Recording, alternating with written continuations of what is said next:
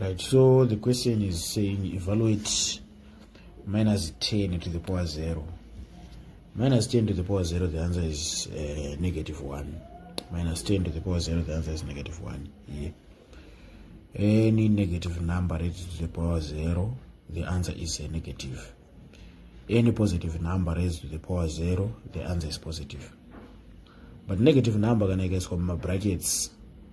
Negative number can I guess from my brackets. The answer becomes positive. Like open bracket minus 10 close to the power 0. The answer is a positive. And then after that, the next question is saying evaluate 4 over 9 in brackets to the power 3 over 2. Here the question is asking us to write a square root.